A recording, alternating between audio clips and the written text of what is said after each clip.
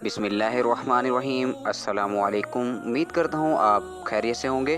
तो आज आपके लिए एक मुजरिब और नायाब वजीफ़ा लेकर आया हूँ, जिससे आपकी परेशानियाँ आपसे दूर हो जाएंगी, मुश्किल से मुश्किल काम भी आसान हो जाएगा। तो वीडियो को शुरू करने से पहले आप सबसे गुजारिश है कि चैनल को सब्सक्राइब कर लें और बेल आइकन को भी दबा दें, ताकि नए आने वाली वीडियोज़ आपको मिलती रहें सबसे पहले। तो चलिए वीडियो को शुरू करते हैं। दुनिया में अमूमी तौर पर इंसान माली परेशानियों में जकड़ा रहता है, लेकिन इसका हल भी कुरान मजीद में मौजूद है। सूरत रहमान की तिलावत करने से ना सिर्फ आपके रिज़्क में कुशादगी होती है, बल्कि कर्ज़ों से भी निजात मिल सकती है।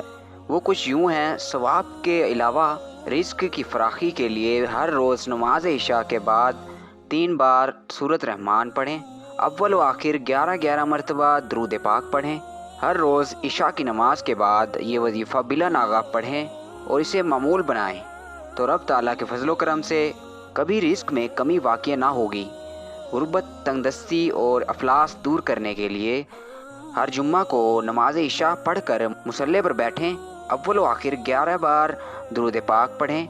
दरमियान में 10 बार सूरत रहमान पढ़ें। फिर रब ताला से दुआ मांगें और किसी से बातचीत ना करें।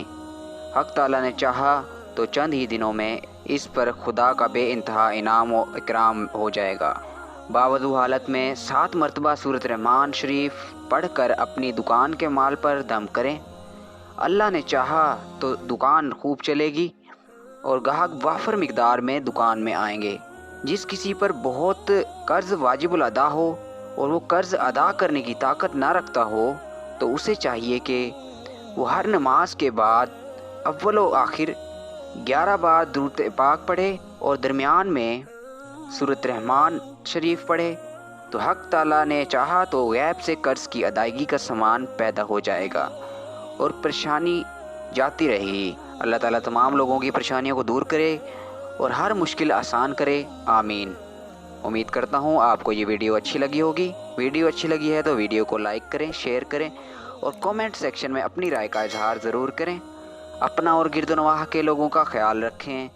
मिलते हैं अगली वीडियो में।